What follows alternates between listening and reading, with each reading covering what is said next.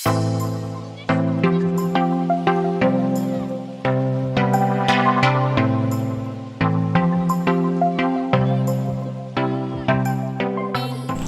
Viewers and welcome to channel road to basics.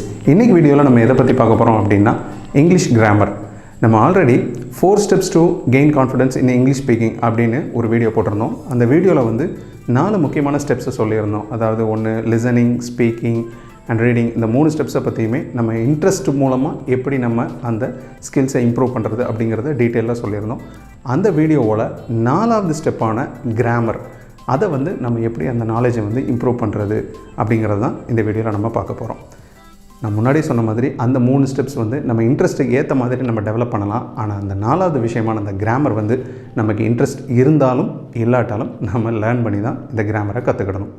So grammar அப்படின்னு எடுத்துக்கிட்டோம்னா அது ஒரு பெரிய கடல், அதில் நிறைய விஷயங்கள் இருக்குது. ஸோ இன்றைக்கி வீடியோவில் நம்ம எடுத்துக்கிட்ட டாபிக் டென்சஸ், அதாவது காலங்கள். நிகழ்காலம், கடந்த காலம், எதிர்காலம் அப்படின்னு தமிழில் எப்படி 3 காலங்கள் இருக்கோ அதே மாதிரி இங்கிலீஷில் வந்து present tense, past tense, future tense அப்படின்னு இருக்குது. இந்த 3 டென்சஸ்லேருந்து என்ன மாதிரியான சிச்சுவேஷனுக்கு எந்த மாதிரியான டென்ஸை வந்து நம்ம யூஸ் பண்ணணும் அப்படிங்கிறத பற்றி சின்னதாக ஒரு இன்ட்ரோ தான் இந்த வீடியோவில் நம்ம பார்க்க போகிறோம். So let's go on to the video. நம்ம ஃபஸ்ட்டு பார்க்க போகிற டென்ஸ் என்னென்னு பார்த்தீங்கன்னா ப்ரெசன்ட் டென்ஸ். இந்த ப்ரெசன்ட் டென்ஸில் இருக்கிற 4 டென்சஸ், அதாவது simple present, present continuous, present perfect, present perfect continuous. இந்த 4ஐயும் நம்ம இண்டிவிஜுவலாக பார்த்தோம் அப்படின்னா அதில் இருக்கிற ஸ்ட்ரக்சர், ஃபார்ம், நிறைய எக்ஸாம்பிள்ஸ் இதெல்லாம் நம்ம ரிலேட் பண்ணி பார்க்கணும். ஸோ இன்றைக்கி நம்ம அதெல்லாம் பார்க்க போகிறதில்ல, பிகாஸ் அதெல்லாம் ரொம்ப டீட்டெயிலாக நம்ம தெரிஞ்சுக்க வேண்டியது. ஸோ இன்றைக்கி நம்ம எதை பற்றி தெரிஞ்சுக்க போகிறோம்னா அந்த ப்ரெசன்ட் டென்ஸ் என்னென்ன, அந்த ப்ரெசன்ட் டென்ஸில் இருக்கிற அந்த 4 டென்சஸும் என்ன மாதிரி சிச்சுவேஷன்ஸில் வந்து யூஸ் ஆகும் அப்படிங்கிறது மட்டும் பார்க்குறோம். இப்போ சிம்பிள் ப்ரெசன்ட் அப்படின்னா, சிம்பிள் ப்ரெசன்ட் எப்போவுமே வந்து இயற்கையாக நடக்கிற விஷயங்கள். உதாரணமாக சூரியன் வந்து கிழக்கே உதிக்கிறது, sun rises in the east, sun sets in the past, இந்த மாதிரியான விஷயங்களுக்கு வந்து இயற்கையாக நடக்கிற விஷயங்கள். அப்புறம் நம்மளோட ஹேபிட்ஸு, அதாவது அன்றாடம் நடக்கிற ஒரு நிகழ்வு. ஐம் அ டாக்டர், அதாவது நான் நேற்றும் டாக்டர் தான், இன்றைக்கும் டாக்டர் தான், நாளைக்கும் டாக்டர் தான். ஸோ இது வந்து ஒரு இது வந்து ஒரு யூஸ்வலான ஒரு விஷயம். ஸோ இந்த மாதிரியான முக்காலங்களுக்கும் பொருந்துற ஒரு விஷயத்தை வந்து நம்ம சிம்பிள் ப்ரெசென்ட்டில் யூஸ் பண்ணுவோம். ஸோ அப்போ ப்ரெசென்ட் கண்டினியூஸ்னால் என்ன அப்படின்னு பார்த்தீங்கன்னா, இப்போ நடந்துகிட்ருக்கிற ஒரு விஷயம், அதாவது ஐ ஆம் ரன்னிங், அதாவது நான் ஓடிக்கொண்டிருக்கிறேன், இப்போ அந்த விஷயம் வந்து கரண்ட்டாக நடந்துக்கிட்டு இருந்தால் அது ப்ரெசென்ட் கண்டினியூஸ். பர்ஃபெக்ட் அப்படின்னாலே நம்ம ஜென்ரலாக ஒரு விஷயம் என்ன ஞாபகம் சொன்னோம், பர்ஃபெக்ட் அப்படின்னா முடிஞ்சு போன ஒரு விஷயந்தான். ஸோ அப்போ அதில் என்ன ப்ரெசென்ட் பர்ஃபெக்டில் என்ன இருக்கும் அப்படின்னு கேட்டிங்கன்னா, ஜஸ்ட் இப்போ முடிஞ்சது அப்படிங்கிற மாதிரி. இப்போ ஒருத்தர் வந்து நீங்கள் ஒரு வேலை சொல்லியிருக்கிறீங்க, அவனை இதை முடிச்சுட்டு கிளம்பு அப்படின்னு சொல்லி கேட்டுட்டு கொஞ்சம் நேரம் கழித்து வர்றீங்க. வந்தோடனே அவன் கிளம்பிட்டானா அப்படின்னு கேட்டால், அவன் கிளம்பிட்டான் அப்படி சொன்னால், என்னது கிளம்பிட்டானா அப்படின்னு ஒன்று ஒரு கோவம் வரும். அதே இது ஸோ இப்போ தான் போகிறான் அப்படின்னு சொல்லுவாங்க. அப்போது அந்த ஒரு சென்ஸ்லேயே வந்து அந்த டென்ஸ் வந்து அந்த சென்ஸை வந்து எவ்வளோ வேறு மாதிரி மாற்றுது அப்படிங்கிறது நமக்கே புரிஞ்சுக்க முடியும். ஸோ அந்த மாதிரி ப்ரெசன்ட் பர்ஃபெக்ட்ங்கிறது இப்போ நடந்து முடிஞ்ச ஒரு விஷயமாக தான் இருக்கும். அப்படி தான் நம்ம எடுத்துக்கலாம். So he has plate cricket அப்படின்னு இங்கே இருக்குது. ஸோ அவன் இப்போ தான் கிரிக்கெட் விளையாண்டு முடித்தான், அந்த மாதிரி இப்போ நடந்த விஷயம் present perfect. So present perfect கண்டினியூஸ்னாலும் மோர் ஓவர் சேம், அதாவது இப்போ நடந்து முடிஞ்ச ஒரு விஷயம் அப்படின்னு நம்ம ப்ரெசன்ட் பர்ஃபெக்டாக பார்த்தோம்ல, கொஞ்சம் நேரத்துக்கு முன்னாடி ஆரம்பித்து இன்னும் நடந்துக்கிட்டு இருக்கிற ஒரு விஷயத்தை தான் நம்ம ப்ரெசன்ட் பர்ஃபெக்ட் கண்டினியூஸ்க்கு சிச்சுவேஷனாக யூஸ் பண்ணுவோம்.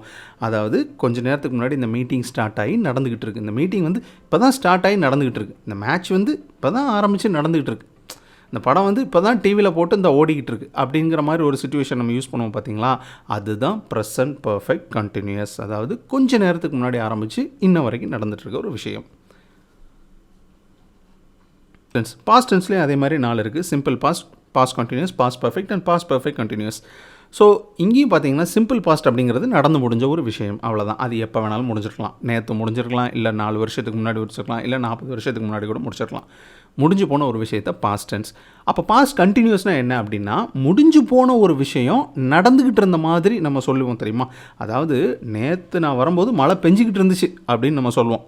மழை பெஞ்சு முடிச்சுது, ஆனால் நேற்று வந்து இந்த நேரம் மழை பெஞ்சிக்கிட்டு இருந்துச்சு அப்படின்னு சொல்லும்போது ஒரு முடிஞ்சு போன விஷயம், ஆனால் அதில் நம்ம வந்து கண்டினியூஸாக நடக்கிற மாதிரி ஒரு விஷயத்த சொல்லியிருப்போம். ஸோ அதுதான் பாஸ்ட் கண்டினியூஸ்.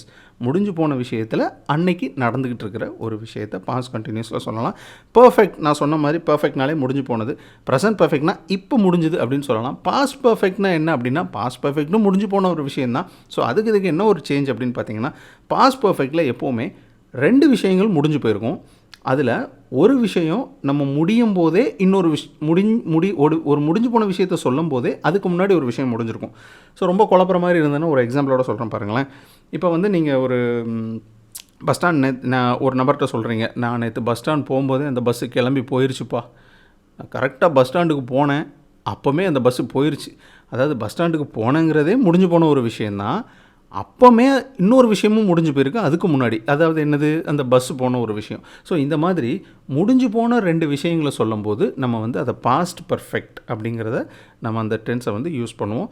ஸோ இது எப்படி யூஸ் ஆகும் அப்படிங்கிறத இன்னும் ஒரு நல்ல எக்ஸாம்பிள்ஸ் மூலமாக பார்த்தோன்னா இன்னும் உங்களுக்கு நல்லாவே புரியும். ஸோ அதுக்கு உண்டான வீடியோஸ் வந்து கண்டிப்பாக நம்ம சேனலில் வந்து அப்லோட் பண்ணுவோம், ஒவ்வொரு டென்ஸுக்கும் இண்டிவிஜுவலாக. ஸோ அதை நீங்கள் அதை பார்த்து நல்லாவே தெரிஞ்சுக்கலாம். ஸோ இந்த வீடியோவில் சிச்சுவேஷனை மட்டும் நம்ம வந்து பேசலாம். ஸோ நெக்ஸ்ட் சிச்சுவேஷன் என்னென்னு பார்த்தீங்கன்னா பாஸ்ட் பர்ஃபெக்ட் கண்டினியூஸ். இது என்ன அப்படிங்கிறத நீங்களே கொஞ்சம் கெஸ் பண்ணிடலாம். அதாவது பர்ஃபெக்ட்டுக்கும் பர்ஃபெக்ட் கண்டினியூஸ்க்கும் ஒரு சின்ன சேஞ்ச் தான். பர்ஃபெக்ட்டுங்கிறது முடிஞ்சது, பர்ஃபெக்ட் கண்டினியூஸ் வந்து முடிஞ்ச ஒரு விஷயம் நடந்துக்கிட்டு இருக்குது. ஸோ அப்போ பாஸ்ட் பர்ஃபெக்ட் கண்டினியூஸ் அப்படின்னா என்னென்னா, முடிஞ்சு போன ஒரு விஷயம், 2 விஷயம் நடந்தது, அதில் ஒரு விஷயம் முன்னாடியே நடந்தது, அது தொடர்ச்சியாக நடந்துக்கிட்டு இருந்தது அப்படிங்கிற மாதிரி ஒரு சிச்சுவேஷனை கொடுக்கறது தான் பாஸ்ட் பர்ஃபெக்ட் கண்டினியூஸ். அதாவது நேற்று நேரம் அவன் கிரிக்கெட் விளையாண்டுக்கிட்டு இருந்தான், நேற்று நான் போகும்போதே அவன் கிரிக்கெட் விளையாண்டுக்கிட்டு இருந்தான் அப்படின்னு நம்ம சொல்கிறோன்னு வச்சுக்கோங்களேன். நேற்று போனதே ஒரு முடிஞ்சு போன விஷயம், அந்த முடிஞ்சு போன விஷயத்தில் ஒரு விஷயம் நடந்துக்கிட்டு இருக்கான், அது என்னது, கிரிக்கெட் விளையாண்டுக்கிட்டு இருக்கான் அப்படின்னு நம்ம சொல்கிறது. ஸோ அப்படின்னா நேற்று போனது முடிஞ்சது, அந்த போனும்போதே இன்னொரு விஷயம் முடிஞ்சு அதாவது நடந்துக்கிட்டு இருக்குது. ஸோ அதை தான் பாஸ்ட் பர்ஃபெக்ட் கண்டினியூஸில் நம்ம சொல்ல வரோம். ஸோ நம்ம லாஸ்ட் பார்க்க போகிற டென்ஸ் வந்து ஃபியூச்சர் டென்ஸ். இந்த ஃபியூச்சர் டென்ஸ்லேயே அதே மாதிரி 4 டென்சஸ் இருக்குது. Simple future, future continuous, future perfect and future perfect continuous. Simple future அப்படிங்கிறது ரொம்பவே சிம்பிள், இனிமேல் தான் நடக்க போகிற ஒரு விஷயம், அதை தான் நம்ம சிம்பிள் ஃபியூச்சரில் சொல்லுவோம். He will play cricket. அது எப்போ வேணாலும் நடக்கலாம், நாளைக்கும் நடக்கலாம், இல்லை கொஞ்சம் வருடங்கள் கழிச்சு கூட நடக்கலாம், கொஞ்சம் நாட்கள் கழிச்சு கூட நடக்கலாம். So simple future. அப்போ ஃபியூச்சர் கண்டினியூஸ்னால் என்ன அப்படின்னா, நீங்களே கெஸ் பண்ணியிருப்பீங்க, ஃப்யூச்சரில் நடக்க போகிற ஒரு விஷயம் அந்த நேரத்தில் நடந்துக்கிட்டு இருக்கும். அதாவது நாளைக்கு இந்த நேரம் நான் கிரிக்கெட் விளையாண்டுக்கிட்டு இருப்பேன் அப்படின்னு ஒருத்தன் சொன்னான்னா, நாளைக்கு தான் அது நடக்கவே போகுது, ஆனால் அந்த நேரம் நான் அதை விளையாண்டுக்கிட்டு இருப்பேன் அப்படின்னு ஒரு நடந்துக்கிட்டு இருக்கிற மாதிரியான ஒரு விஷயத்தோடு சொல்கிறோம் பார்த்தீங்களா, அதுதான் ஃப்யூச்சர் கண்டினியூஸ். எதிர்காலத்தில் நடந்துக்கிட்டு இருக்கிற ஒரு விஷயத்தை ஃப்யூச்சர் கண்டினியூஸில் சொல்கிறோம். ஸோ அப்போ ஃப்யூச்சர் பர்ஃபெக்ட்னா என்னது, பர்ஃபெக்ட் அப்படின்னாலே அது ஒரு முடிஞ்சு போன விஷயம் நம்ம சொல்லியிருக்கோம். ஸோ அப்போ ஃப்யூச்சர் பர்ஃபெக்ட்னா எதிர்காலத்தில் இந்நேரம் இது முடிஞ்சிருக்கும் அப்படிங்கிற மாதிரியான ஒரு விஷயத்தை நம்ம சொல்லும்போது ஃப்யூச்சர் பர்ஃபெக்டில் சொல்லலாம். நாளைக்கு இந்த மேட்ச் முடிஞ்சிருக்கும் இந்நேரம் அப்படின்னு நம்ம சொல்கிறோம். ஃப்யூச்சர் கண்டினியூஸில் என்ன சொன்னோம், நாளைக்கு இந்த மேட்ச் இப்போ நடந்துகிட்ருக்கும் அப்படின்னு நம்ம சொன்னால் அது ஃப்யூச்சர் கண்டினியூஸ். நாளைக்கு இந்நேரம் இந்த மேட்ச் முடிஞ்சிருக்கும் அப்படின்னு சொன்னால் அது ஃப்யூச்சர் பர்ஃபெக்ட். நான் சொன்ன மாதிரி பர்ஃபெக்ட் முடிஞ்சு போன ஒரு விஷயம், பட் ஆனால் அது நாளைக்கு தான் முடிய போகுதுங்கிறதுனால அது future perfect. He will have plate cricket. நாளைக்கு இந்நேரம் இந்த மேட்சை விளையாண்டுருப்பான்.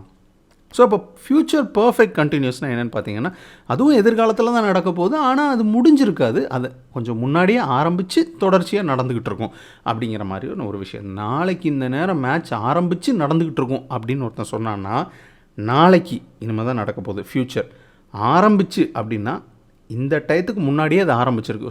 உதாரணமாக இப்போ மணி 10ன்னு வச்சுக்கோங்களேன், நாளைக்குன்னு சொல்லும்போது அது ஃப்யூச்சர் ஆயிடுச்சு. ஆனால் நாளைக்கு 9 மணிக்கே ஆரம்பித்து நடந்துக்கிட்டு இருக்கோம் அப்படின்னா, ஸோ இப்போ இருக்கிற டயத்துக்கு கொஞ்சம் முன்னாடி போகிறாங்க, அதுதான் பர்ஃபெக்ட். ஸோ அதுக்கப்புறம் நடந்துக்கிட்டு இருக்குன்னு சொல்கிறது தான் அந்த கண்டினியூஸ். ஸோ இந்த மாதிரியான சிச்சுவேஷன்ஸை வச்சு தான் இந்த எல்லா டென்சஸுமே வேறு இடத்துல யூஸ் ஆகிட்டுருக்கு.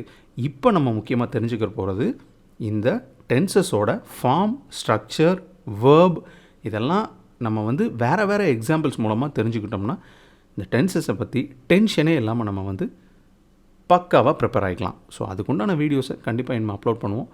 ஸோ அதுக்கெல்லாம் நீங்கள் செய்ய வேண்டியது, நம்ம வீடியோவை கண்டினியூஸாக பாருங்கள், நம்ம சேனலை சப்ஸ்கிரைப் பண்ணுங்கள் அண்ட் ஷேர் பண்ணுங்கள், மறக்காமல் கமெண்ட் பண்ணுங்கள். என்ன வியூவர்ஸ், இன்றைக்கி வீடியோ கண்டிப்பாக உங்களுக்கு பிடிச்சிருக்கும்னு நாங்கள் நினைக்கிறோம். உங்களுக்கு கண்டிப்பாக யூஸ்ஃபுல்லாக இருக்கும்னு நம்புகிறோம். இந்த வீடியோ உங்களுக்கு கண்டிப்பாக யூஸ்ஃபுல்லாக இருந்துச்சுன்னா மறக்காமல் கமெண்ட் பண்ணுங்கள். பிடிச்சிருந்ததுன்னா கண்டிப்பாக லைக் பண்ணுங்கள், ஷேர் பண்ணுங்கள், சப்ஸ்கிரைப் பண்ணுங்கள். மறக்காமல் பெல் ஐக்கானை கிளிக் பண்ணிடுங்க. அப்போ தான் எங்களோட வீடியோவோட நோட்டிஃபிகேஷன்ஸ் உங்களுக்கு உடனுக்குடன் வந்து சேரும். தேங்க்ஸ் ஃபார் வாட்சிங்.